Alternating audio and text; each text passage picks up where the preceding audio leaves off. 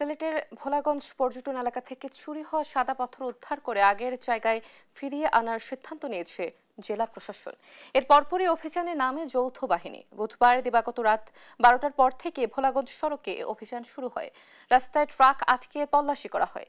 এদিকে রাত 11টার পর ভোলাগঞ্জ 0 পয়েন্ট এলাকায় অভিযান চালিয়ে 12,000 ফুট পাথর উদ্ধার করে উপজেলা প্রশাসন।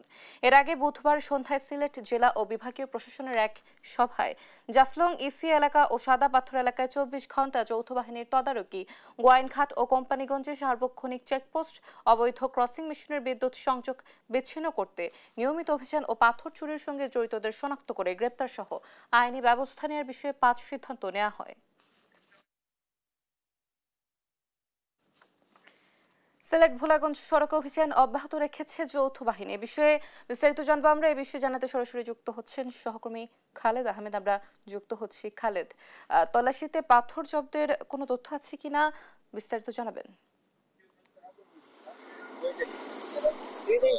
দেখুন, সিলেটের সাদা পাথরে পাথর লুটপাটের পর টনক নড়েছে প্রশাসনের, যে কারণে গতকাল সন্ধ্যায় আমরা দেখেছি জেলা প্রশাসকের সম্মেলন কক্ষে সিলেটের প্রশাসনের বিভিন্ন পর্যায়ের কর্মকর্তাদের নিয়ে একটি সভা হয় এবং সেই সভা থেকে 5টি সিদ্ধান্ত গ্রহণ করা হয়। এর মধ্যে একটি অন্যতম ছিল যে আগামী 24 ঘন্টা যৌথ বাহিনীর অভিযান পরিচালনা করা হবে এবং সাদা পাথর এলাকায় যৌথ বাহিনী অবস্থান নেবে।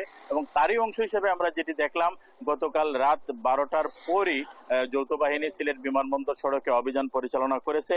এবং একই সাথে আরেকটি তথ্য আপনাকে জানিয়ে রাখি, সাদা পাথর এলাকার আশপাশ এলাকায় অভিযান পরিচালনা করে যৌথ বাহিনী 12,000 ঘনফুট পাথর উদ্ধার করেছে। সেই পাথর কিন্তু সাদা পাথর এলাকায় প্রতিস্থাপন চলছে, আমরা যেটি জানতে পেরেছি। এরপর আমরা যেটি দেখলাম যে আজ সকালে 8টার দিকে বাংলাদেশ সেনাবাহিনীর উদ্যোগে আরেকটি অভিযান পরিচালনা করা হয়েছে সিলেট ভোলাগঞ্জ সড়কে। এই সড়কে অন্তত কয়েক শত ট্রাক আটকিয়ে অভিযান পরিচালনা করে সেনাবাহিনী, এবং যে ট্রাকগুলোতে এলসি পাথর রয়েছে কিংবা বালু রয়েছে সেগুলো যাচাই বাছাই করে ছেড়ে দেওয়া হচ্ছে, এবং যেগুলোতে সাদা পাথর রয়েছে এরকম চিহ্নিত ট্রাকগুলো তারা আটকে দিয়েছেন। এবং এর বাইরে আমরা যেটি জানতে পেরেছি যে জেলা প্রশাসনের একটি তদন্ত কমিটি রয়েছে, সেই কমিটি কাজ করছে। কারা এই লুটপাটের সাথে জড়িত তাদেরকে চিহ্নিত করার কাজ চলছে। আমাদেরকে জেলা প্রশাসক জানিয়েছেন আগামী রোববারের মধ্যে কিন্তু এই কমিটি তাদের প্রতিবেদন জমা দেবেন। এবং একই সাথে আপনাকে জানিয়ে রাখি যে সিলেটের সাদা পাথর এলাকায় এই মুহূর্তে যে পাথর প্রতিস্থাপনের কাজ চলছে সেটিও কিন্তু প্রশাসনের কর্মকর্তারা সেখানে রয়েছেন এবং সেটি তারা পর্যবেক্ষণ করছেন।